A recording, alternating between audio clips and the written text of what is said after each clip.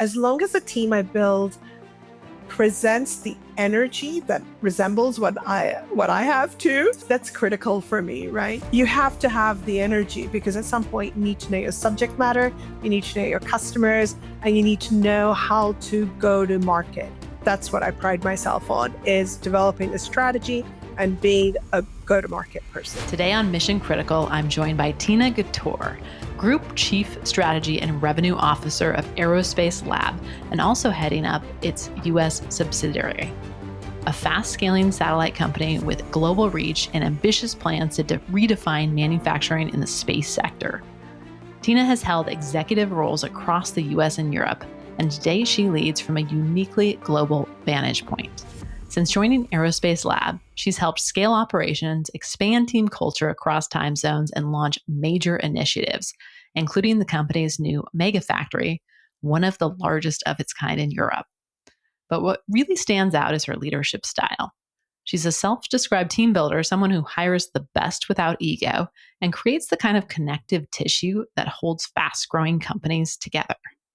In this conversation, we'll talk about building high-performing global teams, scaling with clarity, and what it means to lead without hierarchy in one of the most competitive markets on Earth and above it. Welcome, Tina. Let's get into it. Thank you for having me, Catherine. It's a pleasure to be with you.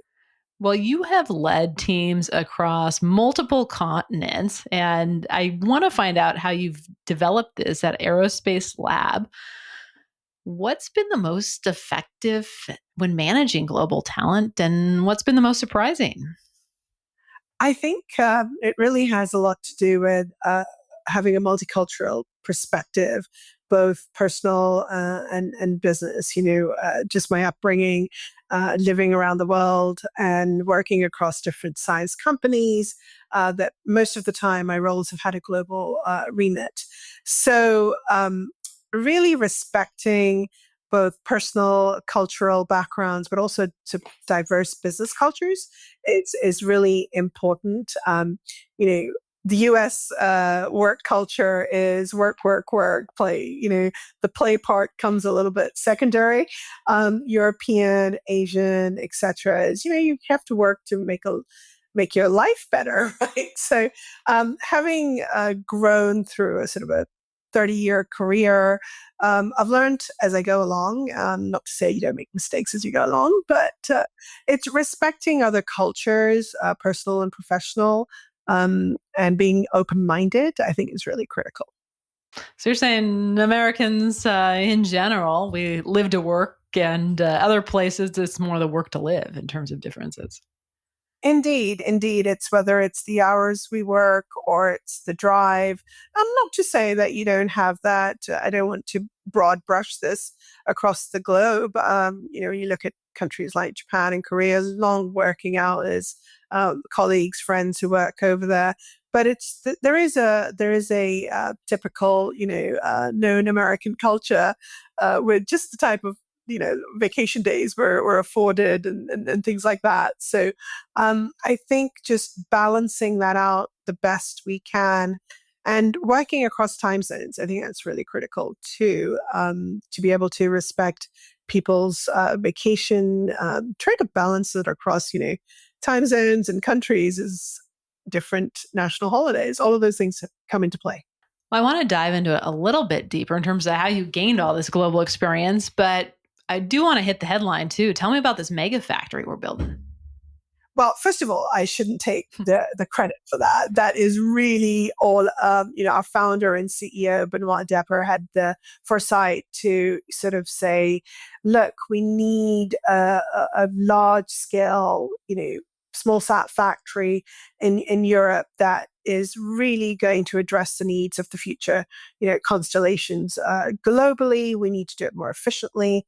We need to do it, faster, cheaper, more value. So he had a foresight to kind of go to investors and convince people to help fund this effort for us well before I joined. And we've got a great team on the operational side that has really put all our energy into making this real. A year ago, May, just approximately a year ago. It was dirt, and we had a groundbreaking ceremony. A year later, in May, as I was visiting, the factory has walls, roofs, floors. I saw a bunch of equipment, HVAC equipment already delivered. So the schedule looks great for, the first sort of quarter 2026 opening. So we're really excited about that. But I cannot take credit for that. But I am going to be have to fill that factory with business. So that's what's on my shoulders. Filling the factory with business. So, responding to demand, I guess, what's your go-to approach from the BD side related to that?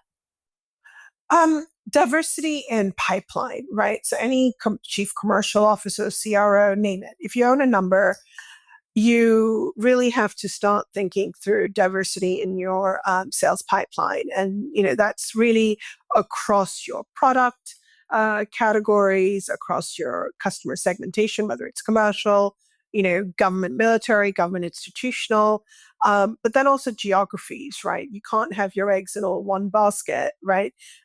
As we are finding out with the changes happening in the United States and where the focus will go. So I think I'm pretty excited that we have that diversity in pipeline. We're not exclusively focused in one area or the other. We have multiple footprints when it comes to the factory itself. We have an operating factory already in Belgium. We have one here in the US that we opened last year. And now the mega factory coming online. So we have a really good, diverse pipeline footprint for development and a product portfolio that kind of balances out any issues in the market. Mm-hmm. One, that's a subject that came up actually in our most recent podcast with Paranoran. They just scored a monster contract. It was with Ovzon, another satellite manufacturing firm. And he said when he joined, we had one client, the DoD. And by the way, Per is great. Oh, okay. I used to work with him at the Boeing company. Did you really? So, okay. yeah, I hadn't put that all together. Were you in Seattle too? No, okay. I was in Silm Beach, and I believe he was also leading in those days, our mission was to develop satellite service businesses out of the infrastructure investments that Boeing had made. Mm-hmm. So while I was working on Connection by Boeing and being on the startup team there, Per was, I think, also working on some broadcast related media opportunities. So I forget the name. Well, so my question is, was it a Boeing playbook in terms of, we got to diversify the strategy? And how do you, I know with the product mix as well, but what was it like when you joined and where you're at today in terms of that growth journey? Oh gosh, the tenure at Boeing is the best training I've had. You learn, a broad spectrum of, product plays. At least in the role I had, I was afforded the opportunity to really travel the globe, interface with diverse customers. This is where sort of that background, appreciating cultures came in. Then, of course, learning how to, report up the chain and multiple layers of management. So I couldn't have asked for better training in my early career at the Boeing company.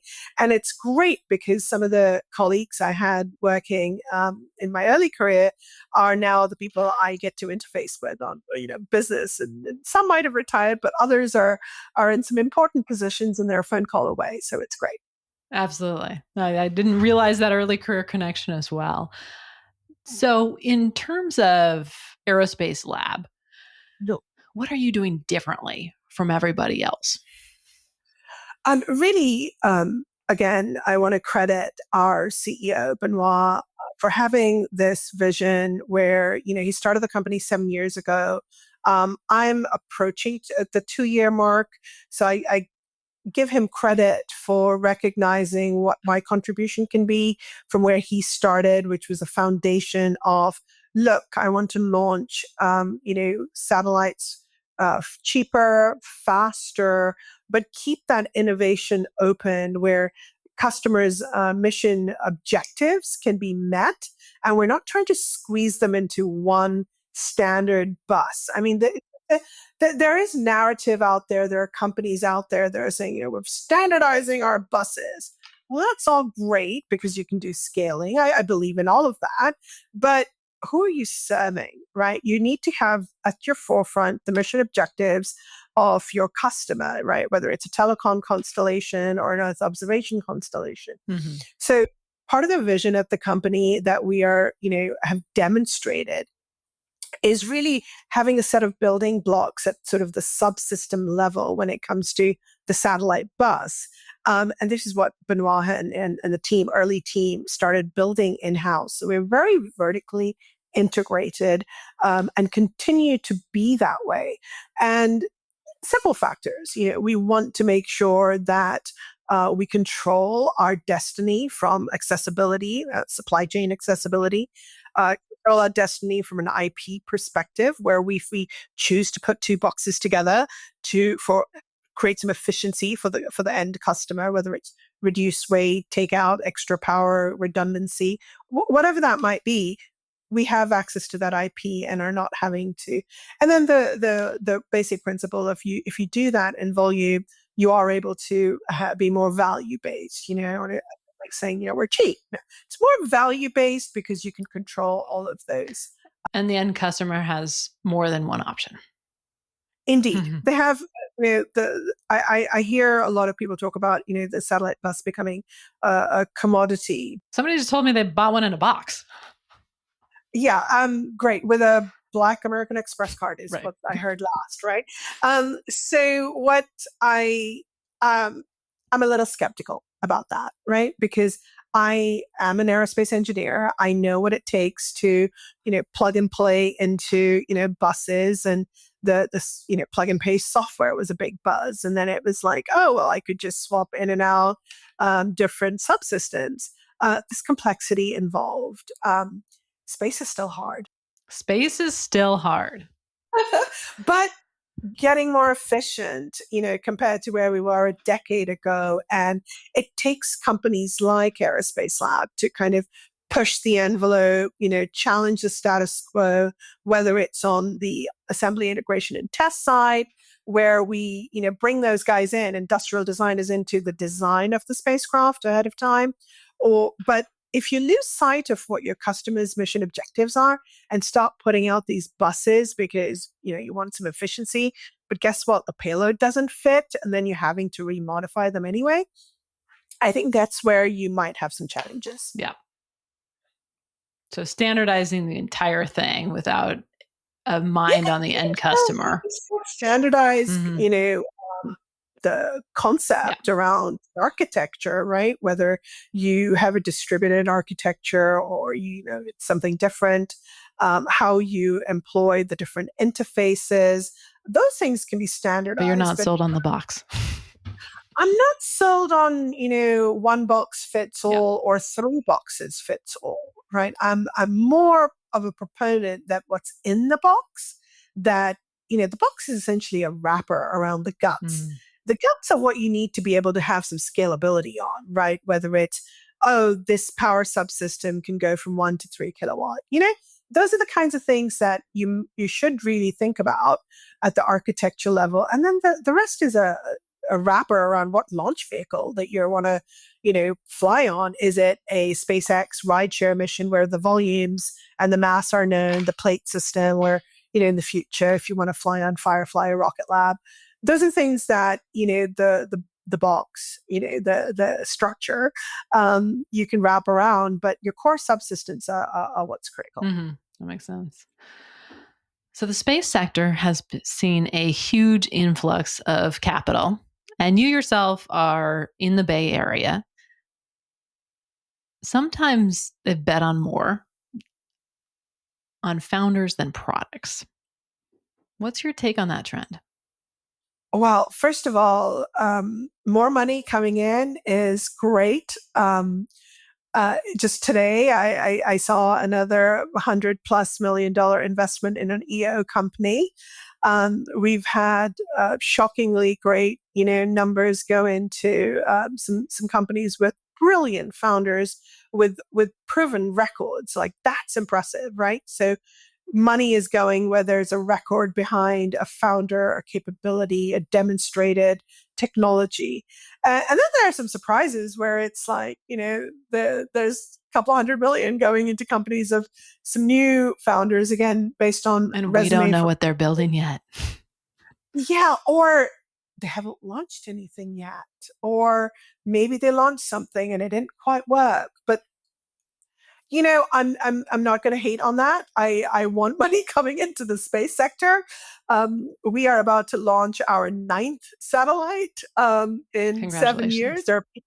Thank you. Customer satellite coming up for launch. So we're excited about it. Building on heritage is not just a hashtag for us, it's what we believe in. And, raising money, I think this year alone, late last year and this year, there's well over 700 million in like four companies that I know off the top of my head. And it's great. I think more money coming in. And let's hope that's sustained for a particular diverse market and not just one project that the US is touting, right? Mm-hmm. Well, and you've hinted on this growing tension between US protectionism. We talked a little bit about IPs, but also international cooperation. I know sustainability has been a buzzword lately. How is that view shaping your outlook while leading a multinational company like Aerospacelab? It's starting to keep me up now Keeping you because up at night. Tell me more. Um, well, it's the uncertainty. If something is clear, you can develop a strategy around that, then just execute. It's the changing at the whim kind of situation where you're in the midst of a proposal, an offer that has a validity, but now you don't quite know what's going to happen. Is that validity 3-month period relevant anymore? Or do you have to call your customer and say, sorry, I have to, iterate? Um, but I think it goes to maintaining that diversity we talked about earlier in the pipeline, right? So my strategy for our company and our team is fully behind it. Is we maintain diversity across our geographies, our customers, just for these situations. There's a plan B. The companies can still make payroll if X goes away. Indeed, Mm-hmm. indeed, because I think, here in the United States, we've made a significant investment. I've come on board 2 years ago almost. We've got a factory. We have a plan on capitalizing on R&D that had already been paid for in a different, continent. And we're leveraging that for various US customer opportunities, North American customer opportunities.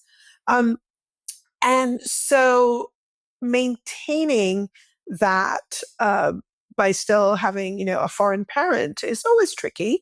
I won't say it's easy, but this is where, how if we become protectionist here and companies get a flooding of funding based on, US government contracts. And if you're betting your entire company on US government contracts and a single, large program, then that's a high risk maneuver. It's a big bet. And yeah, it's a big bet. It's a 4-year bet, right? It's like the cycle. Mm-hmm.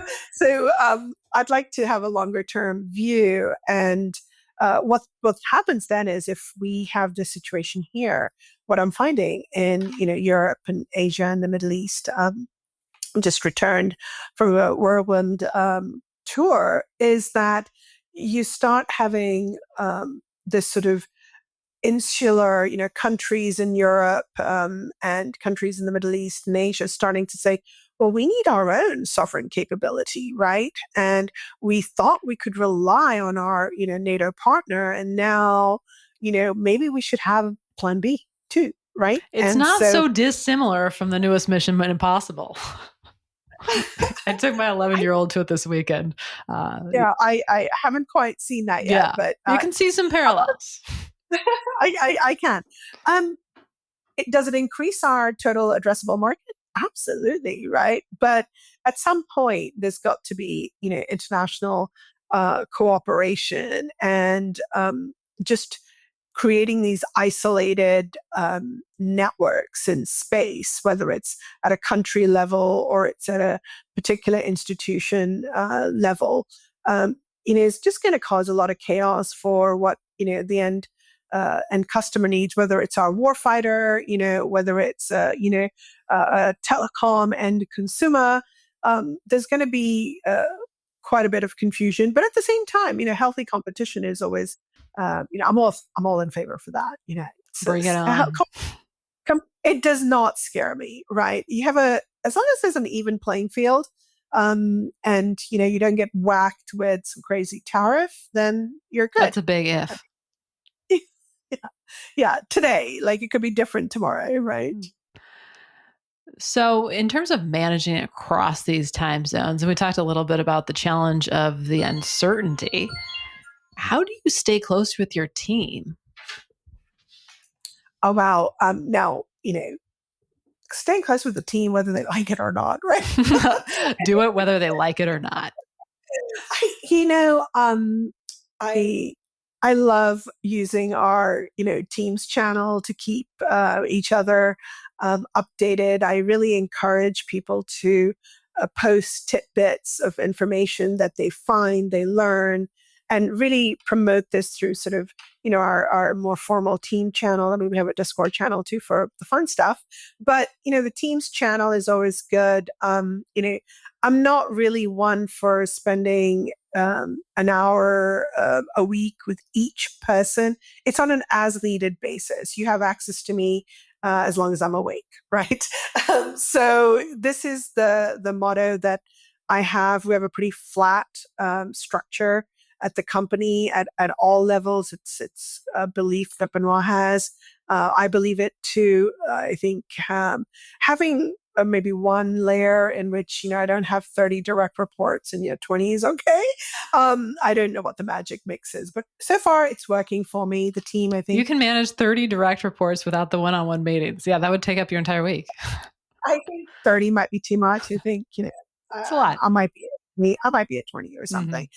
But doing these 1 hour meetings, some people need them, right? So some people need that one-on-one interaction, depending on where they are in their career. But, as long as you've set the direction, my team is integral to developing the strategy for the following year. So at the end of the year, we all work hard to put the strategy together for the following year. We have quarterly meetings where not only the full team, but our extended colleagues in the company are invited to do product updates or financial updates, or the legal team has to make sure we're following the right contract template and that sort of thing.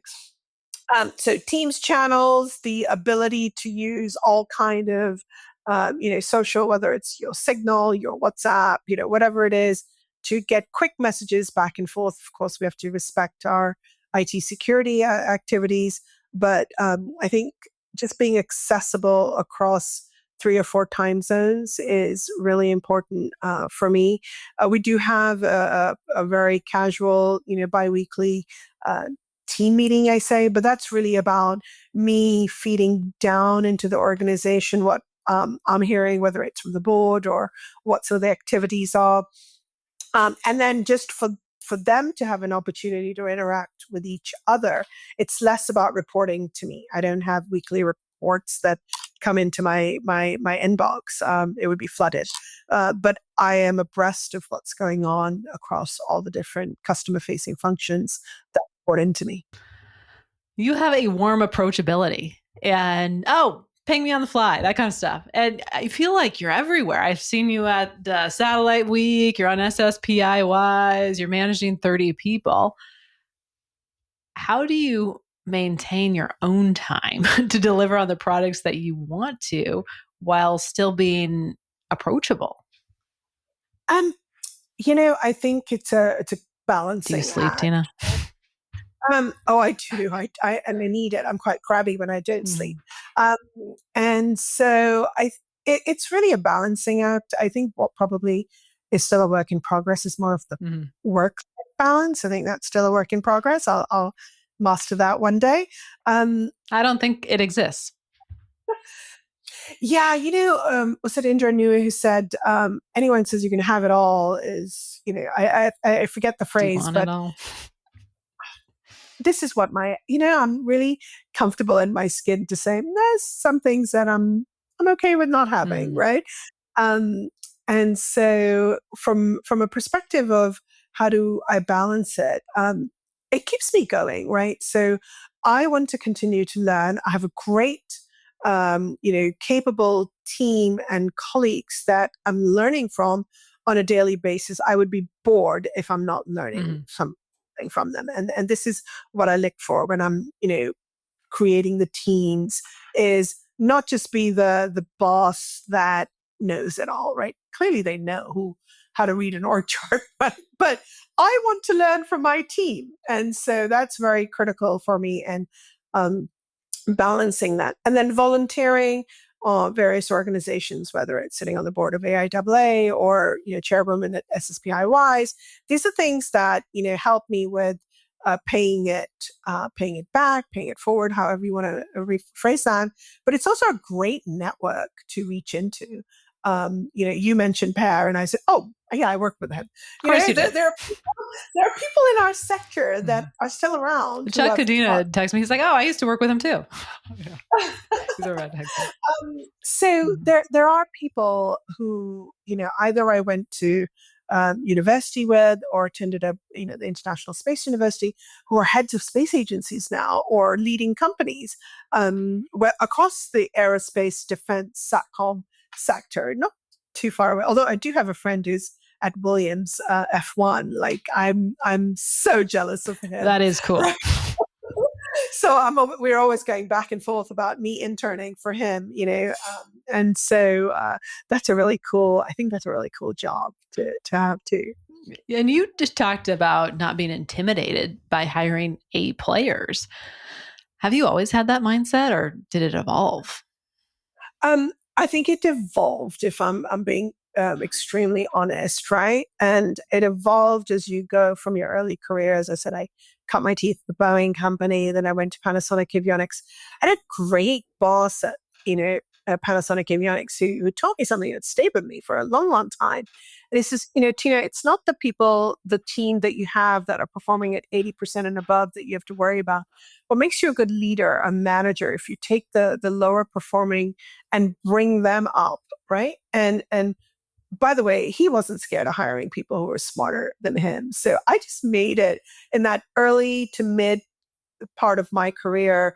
I just made it a point to try to hire people who know subject matter. You're hiring them because they bring something to the table. They're contributing to the table, whether it's about a customer knowledge, a product knowledge. They're bringing something to the table. So why be intimidated by them? That's a really interesting perspective. As a recruiting firm owner and second gen, we so often get into these situations where you want a mini me, somebody that was you 10 years ago. But then it requires a certain vulnerability to say, hey, I don't have this skill set and would love for somebody that doesn't necessarily look like me to come on board. Yeah. No, I completely appreciate that. In my previous role prior to Aerospace Lab, I knew I had to penetrate US Gulf market. And, I'm a US citizen. I've been here a couple of decades. I was like, I've never really sold into that market, And it's right? the toughest in the world to break into. And I can't tell the uniforms apart sometimes, right? And the stars And versus the they clothes. all mean a lot. Yeah. And they mean a lot. So, sir and ma'am works for me Mhm. when I'm addressing people. But I just hired the best guy out there, and he's brilliant. He knows the U.S. government market. I paved the way strategically, got the input. We collaborated with prime contractors because that's the market that I knew well. I knew the people at the primes. I came from one, and we really collaborated on how to penetrate that market. Similarly, on the commercial side, hiring someone who had been out there trying to pave the way at a new space startup, peddling satellites. Well, I remember my early career. That was what I was doing at the Boeing company, right? We were trying to sell commercial satellites, traditional geos, right? And here I hire someone who's like, I'm going to break that old Boeing mold and I'm going to go sell megabits per second. And I've been doing that. And it was just refreshing. I'm like, I want that mixture. The passion and kind of the fierceness. Yes, as long as the team I build presents the energy that resembles what I have too, that's critical for me, right? As long as you build the energy, you come in with the energy. There's no age bracket. You know, a lot of people say, oh, you know, we've got to bring in the new blood, the young. No, you have to have the energy because at some point you need to know your subject matter, you need to know your customers, and you need to know how to go to market. That's what I pride myself on, is developing a strategy and being a go-to-market person, right? So that's a team that I built. Skills first. Well, we cannot wait to see where you take Aerospacelab. Congrats to the whole team on the Mega Factory. We'll be watching you. Thank you. Oh, thank you. And, you know, we are excited about it. I'm slightly stressed about filling it, but we've got a great pipeline and our CEO and team are doing a fantastic job to get it funded and equipped.